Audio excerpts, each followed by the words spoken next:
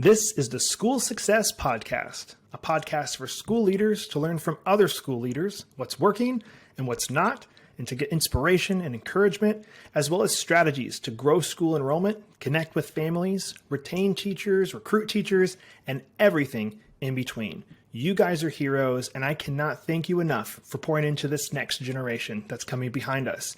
My goal is you will take at least one thing away from every episode that you can take back to your school to make it better than it is right now. Please enjoy the School Success Podcast.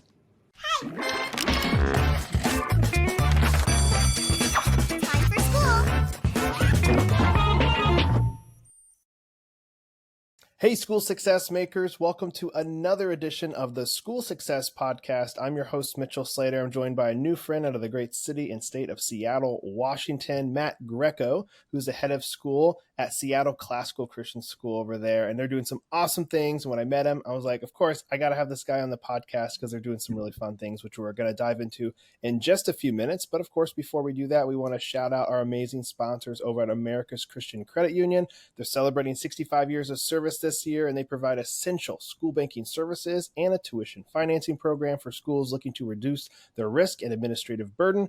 And you guys can check out all of that stuff on their website at americaschristiancu.com/schools. That's americaschristiancu.com/schools. I've said it before, guys. The really cool thing is if you're a private school who's getting tuition from your parents, you can have them go get a tuition financing loan from America's Christian Credit Union, and then you get your money as a school up front, and then they will pay off the loan at the credit union, and you don't have to chase people throughout the year, and you get your money up front, and it doesn't cost your school anything to do that. So definitely go check them out and hear about what options they have at americaschristiancu.com/schools.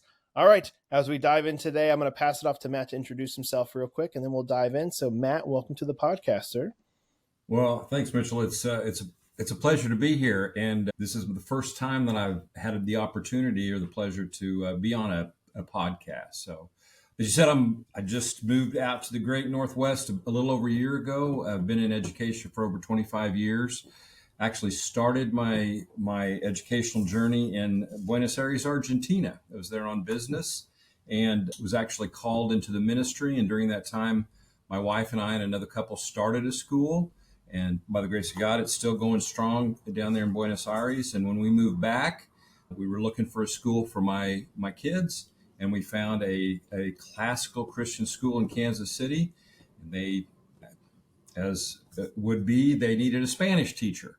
Well, that's something that I could do. So I started teaching there part-time and eventually became full-time, and then eventually got into the administration. I worked there for 14 years, 9 as head of school. And just last year, Seattle called, and it was time to move. And we moved out here and have been a year here at Seattle Classical Christian School. Cherry on top for that is that I have a son, a daughter-in-law, 3 grandkids, and one of my daughters live in Eugene. So we'd never really been out west, but now we've established home, and we're seeing our grandkids a lot more. So that's a benefit. I love it. Super cool story. Now, before we dive in even further, I always have to ask this question. And I love Seattle a lot. Anytime my wife and I are in Seattle, we love to just kind of take a couple days and see the area and go visit the OG of Starbucks over there in the Pike Place area. But if I was to visit Seattle, because again, I ask this to everybody, what would you say, Mitchell, you got to do this to have the full Seattle experience? Well, I think,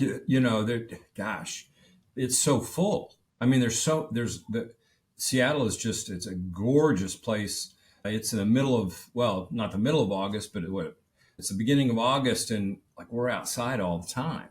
Well, living in Kansas City, that's not necessarily something you can do, but it's a gorgeous weather-wise. It's gorgeous just that you have the water, you have mountains. If you love to watch people, oh my goodness, you could spend days just doing that. It's a great foodie place. If you said, hey, I'm going to be in town for X number, well, then I'd have to figure out the best thing to do. But I just, we've been hiking. We just this week actually went to the Needle. That's an amazing thing. And went to the zoo. And so there's just so much to do. I mean, I would be hard to do one thing. You'd have to hit a high spot, go to someplace nice to eat. And that'd be probably what I would say. That's perfect. I would agree with all of those things. The food, I remember having the clam chowder in the Pike Place area. Yep. I don't know if it's Pike Place clam chowder, whatever it is. The clam chowder there, it truly was the best chowder I've ever had in my entire life. It was incredible. So yeah, probably Ivers, or I don't know, maybe Chinook's. It's Oh. hard to go wrong, right? Well, so diving into this, I'd love to hear about Seattle Classical, and then obviously we're going to dive into the kind of the main questions we asked when we have guests on to talk about that. But let's hear about just a little bit about the school, how big it is, how old it is, kind of that stuff before we dive into some of the questions. Yeah, I think every school probably has a backstory history, and Seattle Classical Christian School is no different. Started in the minds of the original founders probably 12, 13, 14 years ago. It actually started 11 years ago with one kindergarten class and 4 or 5 students. I'm a little bit, don't have all my history down, and one teacher. And they've been adding a class every year. Had a hiccup a few years ago, and then of course COVID came. But this next school year, which we start right after Labor Day, will be pre-K through 10th. The school is a relatively small school. Will probably be at 150, 155, maybe 160 students, and we just got an amazing blessing. We're moving into a new location, and again, we are the only classical Christian school in the city limits of Seattle, and so there's a lot of challenges being a classical Christian school, and those challenges. There are other pressures that the environment and the culture of Seattle brings, but it's still, I love what we're doing. The families who we have found and who found us, they're committed, and we just really see over the next few years us growing to be a pre-K through 12 and one of the leading schools in the area. So very excited about that, and it was my first year. I was doing a lot of learning here in Seattle, but we have a great school community here, which Love is it. it's really great. And I'm sure with all of that, there's still challenges. So kind of dive into that first question. What are some challenges you guys are currently up against and facing, and how are you combating those challenges? That's a great question. And it's like, well, gosh, there is a logistic challenge we're going through right now. We just moved into a new location, and we had to do some extensive remodeling, and nothing ever goes as quickly as you want it to when you're remodeling. I don't know if anybody's ever done that, and so we're up against, well, are we going to have doors in our classrooms, or, we think we're going to have carpet, but so those are kind of things that, it's going to work itself out, but it's high on a lot of people's, how's this going to work out? And I think it's going to work out fine. And whatever it is, things are never as good as they seem or never as bad as they seem, right? It's always just kind of how you look at it. But so that's like a logistical challenge. But I think one thing I found just in a year, there is a lot of movement in and out of Seattle. We have a very, it seems almost like a transient, there's not a lot of families. Well, a lot of the families we get, hey, we just moved to Seattle. We're looking for your type of school, and we're probably only going to be here 2 or 3 years, but we'd really like to join you. Well, of course, that's great, but how does that affect continuity? How do you develop deep, abiding relationships with families if they're only going to be here a year or 2 or 3? That's something that we have just decided. Okay, however much time they're here, we're gonna get involved with them as deeply and as educationally partnering with them as possible. But it does, that's you're saying goodbye a lot as people move in and out of Seattle. And the third thing is that I see is as a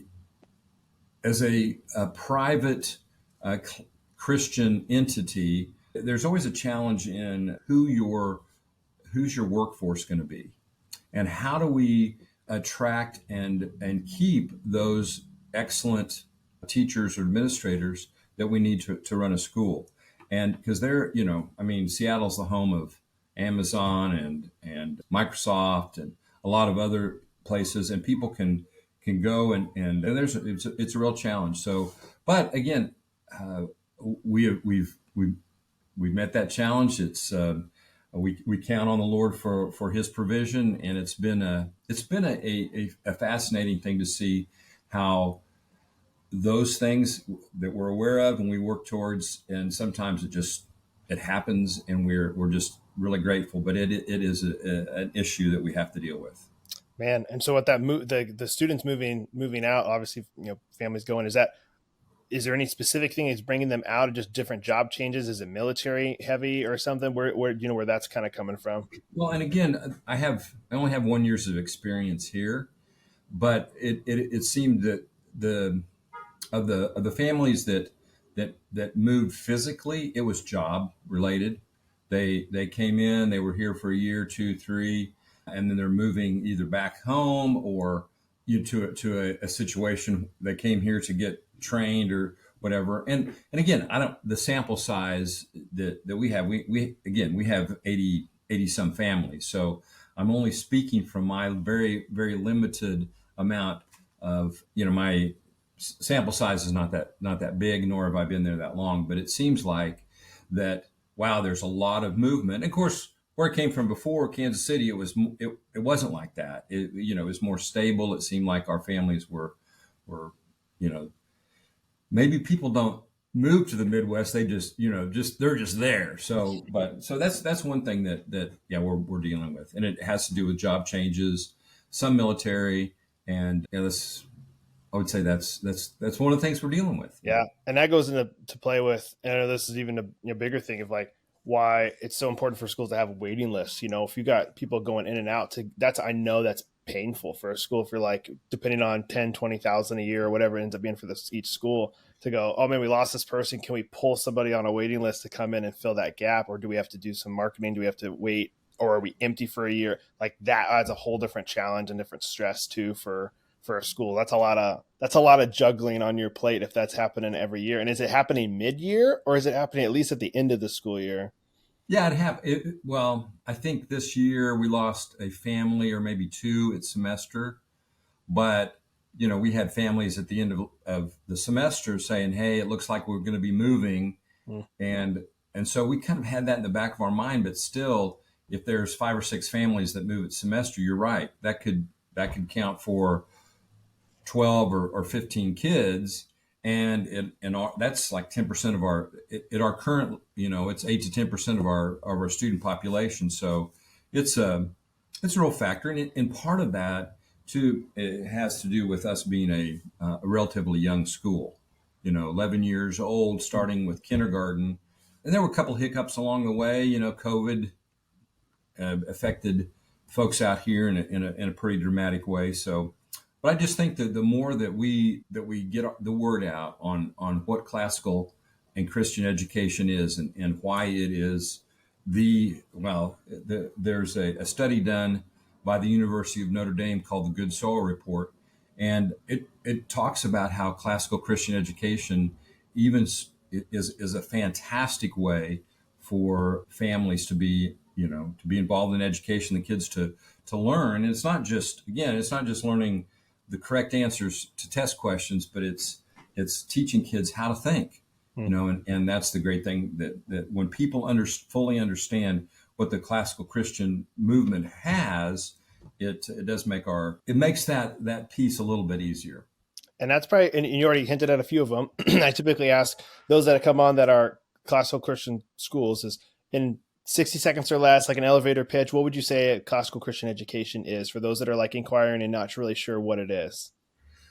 Gosh, that's, it really is a great question. And you all the time say, well, what do I want to say? How do I want to say it? And I'm not going to take up my 60 seconds by asking myself questions, but it really is a way that we teach that cares as much about the formation of the student as the information they receive. So we're not trying to teach kids to have the right answers for a standardized test, but to be able to think through and to learn how to think, to learn how to ask their own questions. And there's a lot of different ways that classical education does that. It's through the study of Latin, the logic, teaching rhetoric, and it's a integrated program. So if a student is studying American history at the same time they're studying American literature and studying what's going on in America's in art during the same period. And so it's a great way to put the development, the way kids develop and the education together, and nothing like it. It's good. Love okay, it. 60 seconds is up. Here's my card. Yeah. Right? Oh, thank you. I'll call later. So segueing into the next section is like what's going good, to give you a chance to brag about the school, what's going really awesome. What would be some of the ones that come to mind for what's going really good that maybe some other schools who are listening could take some notes and go, oh man, I want to make that happen with our school. Well, we're just now getting into and if you're a classical Christian school or you're thinking about it, you obviously understand that the what they call the stages, and there's the grammar, the logic, and the rhetoric, and it has to do with learning and teaching. But the logic and the logic and rhetoric school is actually depends on your division, but 6th or 7th grade all the way through 12th. Well, we have the opportunity to actually develop how we want that to look, and to me that's very exciting because as a movement, the classical Christian movement has just exploded over the past several years. And so being in a school that's really looking to be, well, how do we want to move forward with this at the same time that there's all this information about classical Christian school with the Association of Classical Christian Schools. I think that's where we met, Mitchell, and there's also the Society for Classical Learning. There's so many different places to find information. I know there's a strong homeschool movement with classical as well. Just to be able to be on that and say, this is what we want. We get a chance to shape it from the very beginning instead of, okay, this is what we've got and we want to move it to classical would be I think would be so much more difficult. And one of the things too is that this is fascinating for me is that I would not call Seattle a bastion of conservative or Christian thought. Okay. But there are people that in Seattle that really want that kind of focus. And so when they find us and we talk to them, it's like a party. I mean, it's like a joyful, wow, we didn't know you guys existed. And oh my goodness, this is just what we're looking for. That's just so that's even before they've been in school at all. I feel like, well, what if we're not, it's like Jim Gaffigan goes, well, what if I'm really terrible and I'm not that funny? You've already given me all this applause. Well, it's just, to me, I really believe, and I know from having been in education for 25 years, what we can offer, but just to see people go, oh my goodness, this is so great. We're so excited to be here. That's one of the best things an educator can have is just that buy-in and that excitedness. And of course, as our school and probably a lot of schools, well, maybe not a lot of schools, but we really love the parents' participation. And so when they are excited about what we're doing and we can get them in here to help or to be a classroom aide or we have a sub list. There's a lot of ways that we get, the parents involved here in a very important way. And of course, all of our concerts and all of our, seminars that we specifically try to get the parents to be involved in. Again, it's great to be around them when they understand who we are and what we're trying to accomplish. And I think that would be, as far as I would say, one of the great things going on here is finding those like-minded or like mission-minded families and working hand in hand with them. There's nothing like it. Man, and having the family buy-in is huge. If you have like the family and parent support and them like just cheering you on and being in the backbone, and if you were able to inherit that coming into Seattle, that's a huge win, which I'm assuming that was already the case when you came in a year ago, that there was already a ton of family support. Oh, yeah. A ton. And it's just, hey, we want to do this or we want to do that. In fact, it was funny. I just interviewed a new family not too awful long ago, and they're joining us, and he goes, I know we're not totally developed yet, which, I mean, obviously, we're going to have a 10th grade next year. We don't have 11th, 12th. He goes, but I love tennis, and I would love to fund and even help coach a tennis program. Well, it's like, yes. And I mean, he's very excited about he's got younger kids. They're going to be in the grammar school, but it's still just that kind of, I want to be a part of this. I want to give my time and talents and resources beyond what the tuition is, beyond my part at home. I want to get involved. And that's, boy, if you can get that and you can harness that, then you're well on the road, and you're going to have your ups and downs. You're going to have some unexpected bumps along the way, but having that kind of buy-in is really, that's what's going good when things are going good when that happens, for sure. I love it. Any other cool wins to share on that part before I ask you my final question? Yeah, we found this place, and it's been a process that the board and we have a facilities committee, but just a bunch of people that are families that have said, hey, I want to be a part, and as I think through it, they're all men who are involved in some way they found a place, but it was like, well, but can we get it? And and it's just to watch that process. And we will be, for the first time ever, for the past several years, the school has been in 2 different locations. And even though it's only separated by a block, one city block, if you know anything about Seattle, it's like this uphill. I mean, it's, a 45-degree angle block, but now we're all going to be in one place, and we're going to be able to have assemblies together every day and have lunch together every day. And one of the great things about the way we do school is that there's a lot of mentoring going on. So you might have some 8th grade kiddos helping some 3rd grade kiddos. Well, they're going to be in the same building now. So you see that happening. And at my old school, you could see it all the time where during the passage of classes, 3rd graders high-fiving 8th graders, which that's wonderful.